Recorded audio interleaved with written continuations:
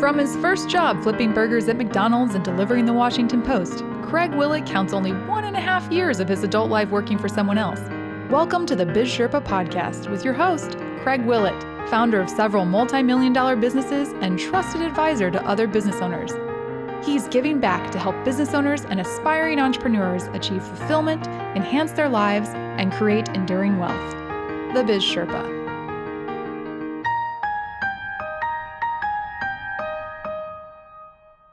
This is Craig Willett, the Biz Sherpa. I'm grateful that you joined me today in the Sherpa's Cave. I have a really important question I want to ask you today, and I hope that you can answer this in your own heart. How do you know if you are ready to start a business?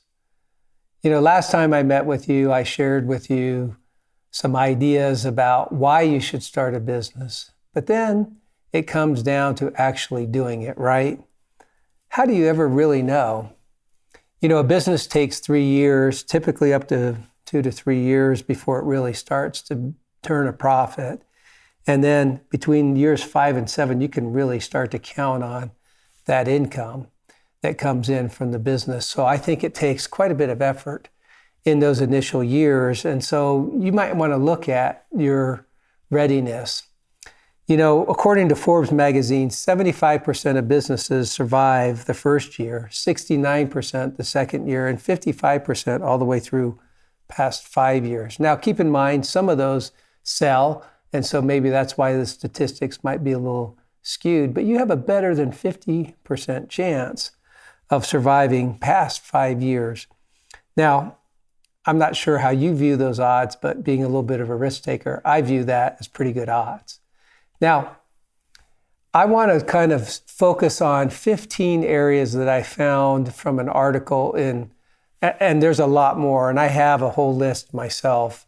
And there is one that the Church of Jesus Christ of Latter-day Saints has in their resources. If you go to their website under Life Help and Self-Reliance, it's how to start and grow a small business. And I think there are some important questions to ask yourself. But I'm going to talk about 15 principles that will help you be more successful and determine that you're one of those 55% that make it past 5 years, and certainly one of those that makes it 75%. And if more people follow this, maybe those statistics will go up. The list was compiled by a man named Sujan Patel, who founded a company called Web Profits.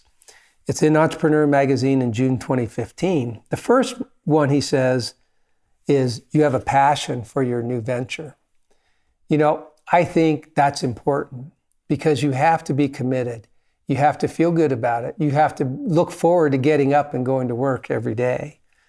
There are certainly going to be obstacles that come up along the way. And if you have a passion and you have a purpose, then you'll be able to more easily overcome those obstacles. I found that myself when I started a new hobby. I started a hobby of showing horses. When our children were getting older and went off to college, my wife turned to me, or I turned to her actually, and said, okay, now we can start to get rid of the horses, because it was a hobby.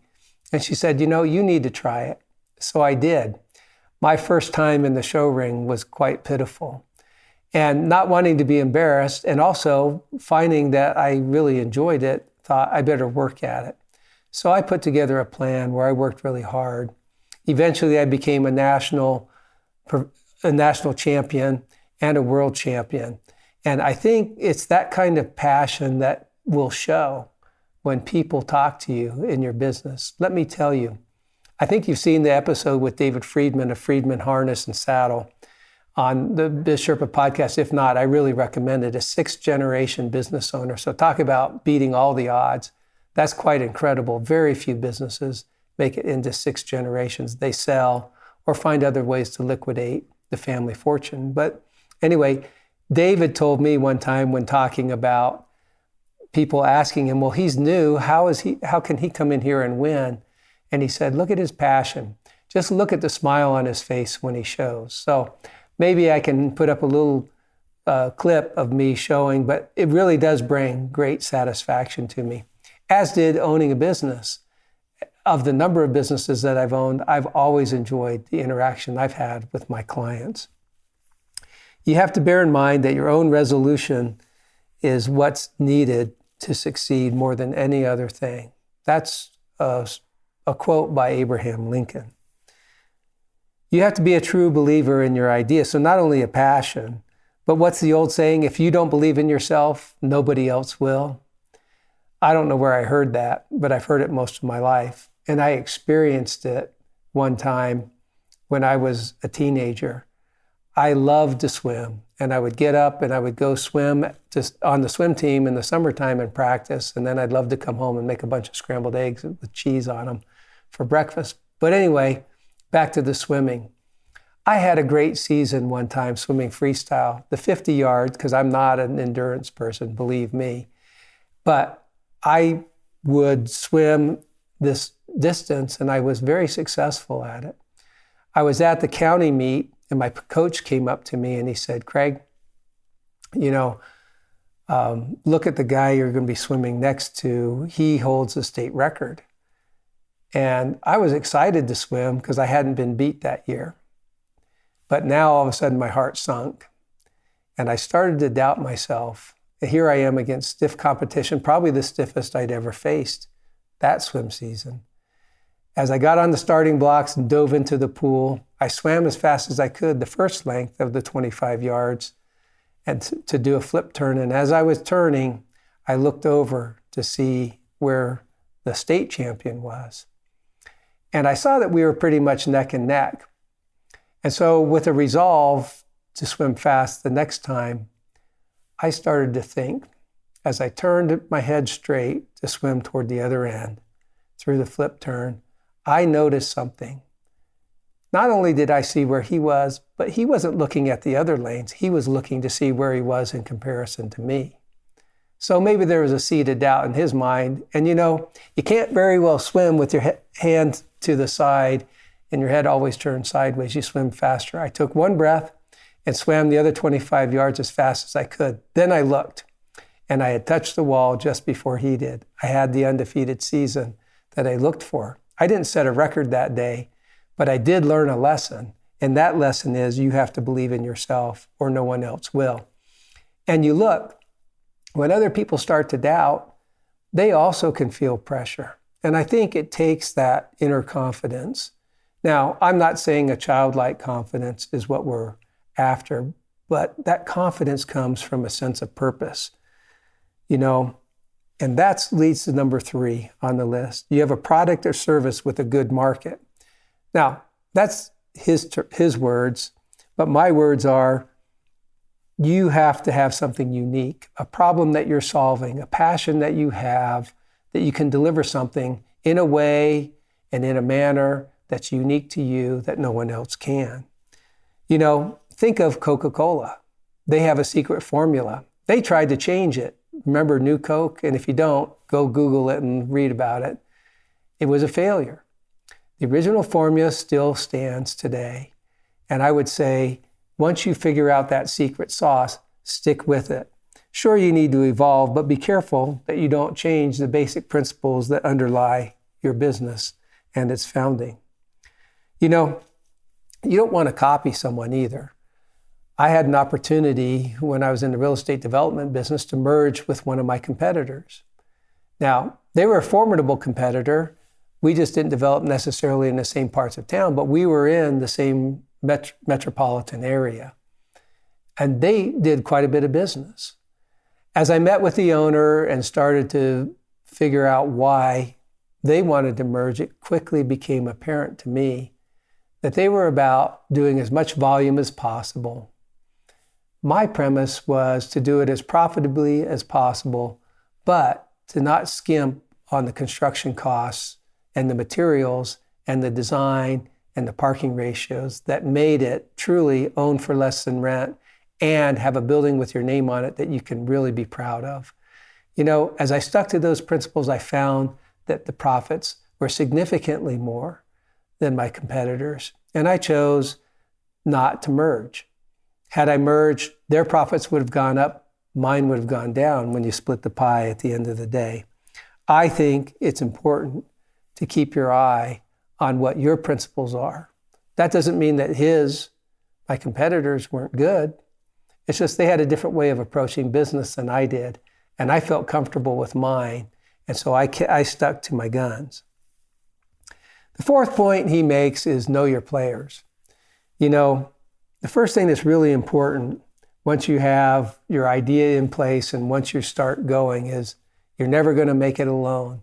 And one of your key things as a new small business owner, and Henry Ford said, start out small and learn your lessons, but learn to hire well. You'll need to bring people on to help you. And so you need to know your team. You may bring people from that you know. I'd caution you from hiring friends, but you may have people that you worked with at another company that may have the skills and may have proven themselves in the industry that you're serving. So I think it's important. You know, this is probably the time when you start to hire people that it's time to get a line of credit at a bank. And I'll talk more about that in another episode, but I think it's important to be able to pay the people that come to work for you and not have to worry about the timing of when revenues come in and when you have to meet the payroll. I have a story on that too. I was hesitant to get a line of credit. I wanted to pay my overhead out of pocket and reap the benefits of my development profits at the end of the day. We were at a point in time where I had 3 projects now going and they were eating up a lot of capital and I'd hired quite a number of people. We were getting close to the next payroll and I was wondering how I was going to make it. Sure, I had the ability to go get a loan and I was thinking about that. But a call came into the office one day and a man said, you know, that new project you just announced, I want to meet someone there today. So our sales manager went out to meet him. He flew in a helicopter and said, I want the building right there on the corner. How much do you want today to hold it? And he wrote him a check for $25,000 to hold that building for him. He trusted us, we trusted him, and I was able to meet the overhead for the next several months. You never know where it's going to come from, and you have to keep at it. You know, if you stop advertising and you stop promoting, you might as well close your business down. You know, on the list of 15, number 5 is have a plan. You know, my friend Robert Kogadal, Mr. Accidental Success, didn't have a plan. And I think, you know, sometimes that works. He had a passion, he had a desire, he had an expertise, he had some knowledge, and he had a lot of training as an acupuncturist in Chinese medicine. And you know, those things came to work for him. He also had a good personality, and he soon learned how to find a niche market. And when he found that niche market, he was able to exploit that in a positive way to bring in a steady stream of referrals that really built his business. So the next thing you have to do, and this goes along with not only having a plan, but you have to have a brand. A brand, think about it. Think about the great brands that are out there, Kleenex, Coca-Cola, certain cereals, you know, that come to mind immediately for me. What does that mean to you? Even American Express is a brand, right? It's how you're going to connect with the world. That's what a brand is. How are people going to identify you from the myriads of other products or services out there? That's how you're going to portray yourself. You know, we branded ourselves by saying own for less than rent. And we really did do a good job of promoting that. Now, you need to figure out not only the saying and protect it and trademark it, but you need to have the principles that are going to support that brand. Good parking ratios, easy accessibility from the street, a building with your name on it, visible signage, drive up to the front door parking for your patients and your clients. Those all resonated with our buyers, and they were a slam dunk, an easy deal once they understood that we cared about them and knew what they needed. So keep that in mind when it comes to it. Have a good brand idea and then have a good plan to execute that. The 7th thing he mentioned is you have to be ready to learn. Now, I have to laugh a little bit about that, right? I just talked to you about being confident and that you will be, my swimming story about having confidence. I think it's important. But I also think it takes some humility. Stephanie Barnier, one of our guests, said she's a coach, but she's also coachable. And I think that's what this number 7 means. Be ready to learn, be coachable. Learn from your mistakes. We're going to all make them. I did. The key is to make fewer mistakes than you do successes, and the formula will work out in your favor. As you're ready to learn, you will learn from the school of hard knocks. That's one thing that a business owner will have, is a degree in hard knocks. And it's the lessons that we learn from those hard knocks that keep us from making big mistakes and repeating them. The worst mistake we could do is quit when we're down. And the other biggest mistake we could do is not learn from the last lesson that we did. Keep doing the same thing over and over again. You know, the person that falls down and doesn't get up is certainly going to face defeat. The 8th item on his list is you can face the fear of failure. Now, I'm going to take a different approach on this. I've talked about fear of failure before. I think fear of failure can be a motivating factor. It means you get up in the morning to prove to the world, your brand, your product, and to solve the problems at the office or at the factory that would limit your ability to reach as many customers and solve as many problems as you can. So I have a Biz Sherpa scorecard that helps you focus on what's important. I have to admit that I saw my father struggle in business.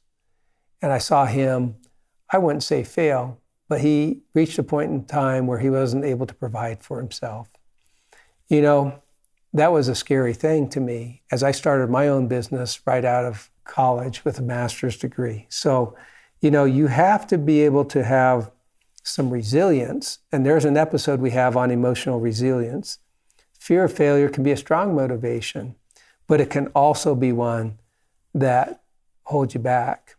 Someone once said, in order to succeed, your desire for success should be greater than your fear of failure. And I think that's important. The desire to succeed should exceed our fear of failure. But the fear of failure sometimes is a motivating factor. Just don't let it paralyze you, and don't let it cause you to give up. The 9th item he lists are you can face the fear of success. Now, to me, this is a very interesting point. You know, I read a book called The $1 Million Practice one time, and it was for dentists, but I learned a life lesson in it. The life lesson is that some dentists could put together all the principles taught in the $1 Million Practice and even pay the consultant to help them. And they were well on their way to the $1 Million Practice. But some of the dentists never succeeded in hitting that.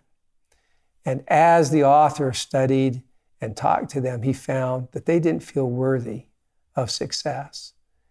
There's no reason to apologize if you're successful, and there's no reason to gloat about it either.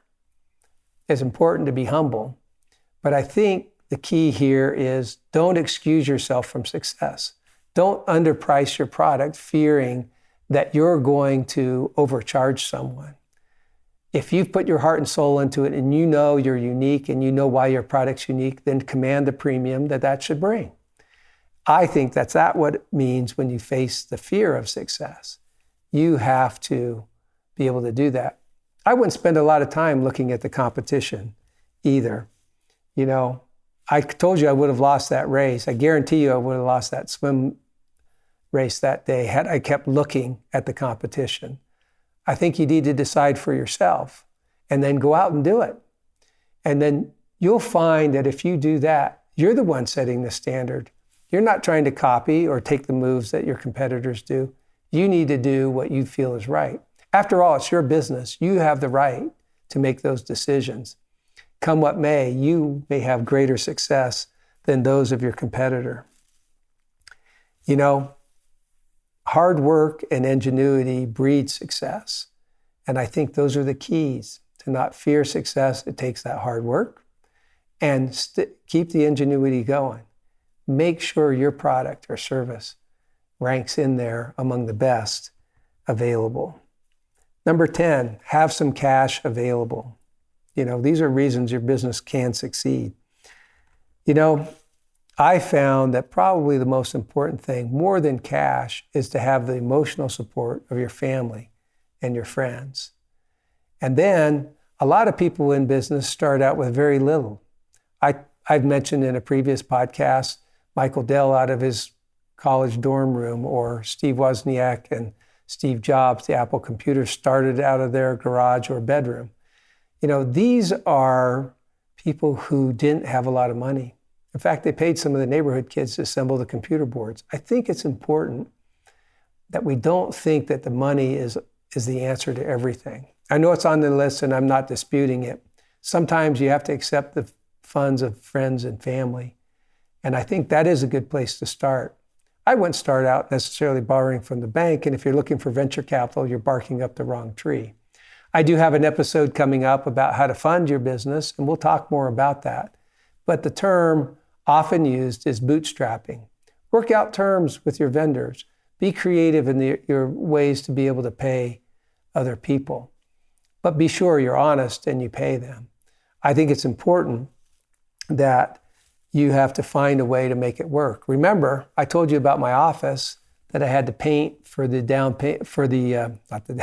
for the security deposit in the first month's rent. I really didn't have it. I needed to get in, get my business going, so at the end of 30 days, I had some cash coming in from the services I was providing as a CPA. I was fortunate that I had some other skills that I was able to bargain with the landlord and get him to agree to allow me to paint my office. And they even paid for the can of paint that I had to use to do it. And it really helped me. So I think there's ways to do that. I remember going to the store, not buying an expensive telephone system. I went to the store and bought a $35 telephone. This is what you need to do when you start. Don't be embarrassed to do that. People are after you. They're not after the looks. Now, the office did look good. I was able to paint it navy blue, one of my favorite colors, by the way. While there are businesses that can start with very little capital, the fact remains it takes time to be successful. You will need to have cash, some saved up, or another way to access it in order to succeed. I would add a 10A here. Are you willing to sacrifice and forego buying a new home, buying a new car, taking that vacation the first 6 months that you're starting your business endeavor? I believe in taking time off. I believe in sharpening the saw. I think there are some important principles in getting away and having a hobby. And I've talked about that a lot. But I think you have to ask yourself, when I ask you, are you willing? Are you ready to start a business? This is one of the key factors. Do you have some money set aside or another means to support yourself for a period of time so that you can invest all that you can in that business and not be a drain on the business from day one? Recently I invested in a startup business. And one of the things that I really liked about it, besides the product and the uniqueness of the market that they're after, was the fact that the founders had put in all of the capital to date before I put an investment in it. And they'd been in business for almost a year. I love that. I like when someone else is willing to put some skin in the game. And I think as you attract banks or other investors down the road, it's important for them to know that you've made sacrifices in the past, not crazy ones, but educated decisions that you took to make the sacrifice to make your business successful and to fund your growth. It will come in handy later on because, as I told you, I had some resources that I was willing to do, but I was also in the process of buying out some clients at the time when I was trying to meet payroll and the helicopter came. But you have to be willing to make those sacrifices. You never know when that will come. Now, on the list is be sure you're not in the midst of major life changes.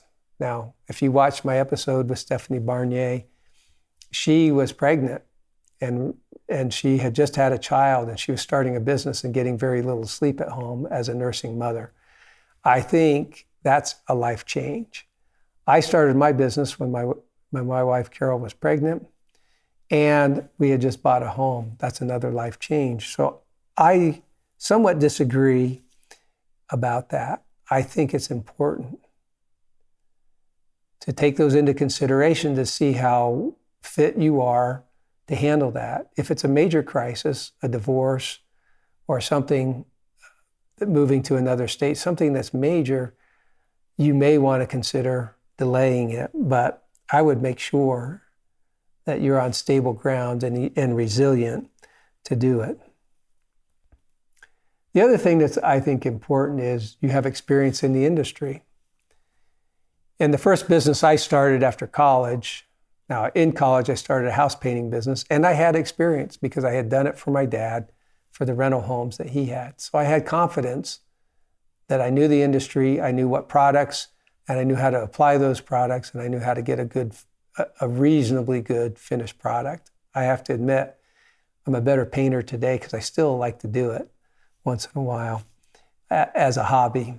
But I think it's important to understand that you have to have industry experience. You know, I worked for a little over a year for a CPA firm. Then I went back and got a master's degree in college. And then I worked for another CPA firm for 9 months.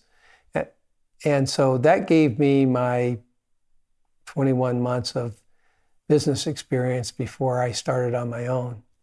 I watched how the big international accounting firm was run and how they charged and billed for their time. And I also watched in the smaller firm how they approached it.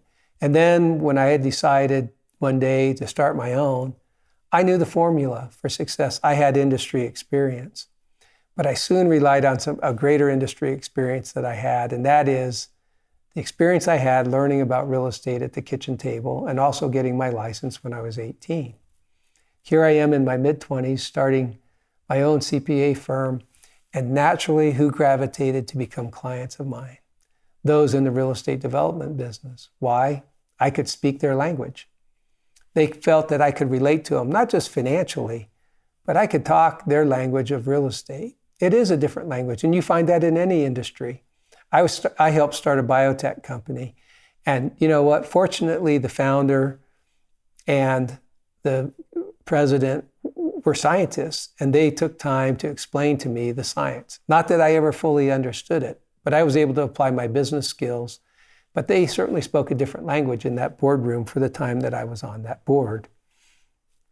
You know, I think that's what's important, is to have some experience. I think to be totally a novice is a mistake. Now, you might talk about Michael Dell. I've used them as an example, or Steve Jobs, but they had some experience. They were trying something new. They were doing things that not even they could accomplish in college. So learn what you can. You know, the other thing that is on this list on number 13 is know a lot about business. Now, that doesn't mean you've had to run a business before, and you don't have to know everything about business. There are people out there you can hire, business coaches, CPAs, who can come in and coach you on the finances if that's where your weakness is. But certainly understand how a business works. You know, difference between cash flow, and I have an episode on that. Take a look at it. Difference between cash flow and profits. Also, make sure you have an understanding of pricing. Make sure you have an understanding of markets and competition. Make sure you have an understanding of regulations that you might be faced with, because certain businesses, and there are a lot of regulations out there that touch on businesses. Make sure that you know how to meet those labor laws if that becomes an issue for you. These are important things to be aware of. The fact that you're aware of them means that you can hire the experts on the outside to consult with you or to help you conform and comply with those needs. Now, the other thing that I would say that's important is find a mentor in that same area. I think it's important. There are people out there who are in their later stages of their career and are willing to give back and are more excited to give back because they can help other people. In fact, I have a passion about that, and I've loved mentoring and coaching others. In fact, I look forward to seeing some of the people I mentor become very successful in their fields of business. Number 14 on the list is be good at managing your time. Now, this doesn't mean to have a calendar so packed full that you don't have time to respond to needs and make a pivot when things change. Reason to start a business is not so that you have freedom. It's one of the benefits of owning a business when you hit the successful years. But I think it's important in the early days to not look to that freedom. But don't become task-oriented. Make sure you have your goals and objectives, but they have to be major goals and objectives. And I would look at my Biz Sherpa scorecard and make sure you're spending 80% of your time in things that are making a difference in the lives of your clients and your customers. If you're doing that, everything else will take care of itself. I promise you. I've been involved with I don't know how many businesses in my lifetime as a CPA or as a business owner, a partner, or a board member. But when the key people, including the founder, is spending his or her time, 80% of it, focused on what's making a difference in the customers' lives, even if it means fixing some of the things that aren't going well to help make a difference in the customers' lives and their employees' lives, everything else will take care of itself. I promise you. You'll be more profitable. You'll be more happy as you do that. So manage your time. That means be aware of what you're doing. You don't have to punch a clock because you own the business, but you do have to be accountable to yourself. And I think that's a good skill to have. Number 15, you understand the risks of owning a business. Now, this may sound, I started out with how many businesses succeed. After 7 years, it was 55%. If you do those that are on this list of 15 as a business owner, multiple time business owner, I can promise you, your business will survive out to the 7 and 10 year time frame. Now, what's important though, is that you understand those risks. Educated risks versus wild risks. A wild risk is showing up at the horse races, since there's a painting behind me of a horse race. And because you like the color green and you don't know anything about horses, you bet on the horse with the jockey wearing the green silks. Now, you may win, but you just bet your whole paycheck. There might be 5 races that day, but you bet it all on the first one. That's a wild risk. Versus that you take a look at investing in a company and you hear other people talking about it and you just go based off of their tip saying this is going to be a hot company. Versus taking the time, and let's say it's a public company, and so you look at their registration statement and their annual reports and their quarterly reports, their 10Qs and their 10Ks, and you study it out for yourself and determine what industry they're in, what makes them an ideal company to invest in, and then you take part of your money and you invest in that business and you invest in other things. It's called diversification. You have to understand the risks of owning a business. You are going to be all in. You're going to put a lot of your life into it. And I talk about how you balance that in one of my podcasts about being able to save money and how much to set aside. So look for that. But I think it's important that you take the opportunity to assess those risks, educate yourself, and surround yourself with people who know what those risks are and are there to support you emotionally during those times, because there will be bumps in the road, there'll be challenges, there'll be difficulties, but it's how you respond to those. And if you're in a good frame of mind to be able to respond to those. If you're so stressed out because you're doing everything in the business, you're not going to have time to solve the critical problems. Again, the Biz Sherpa scorecard, I think, comes in handy there. And finally, I say you should ask yourself, why do I go to work each day?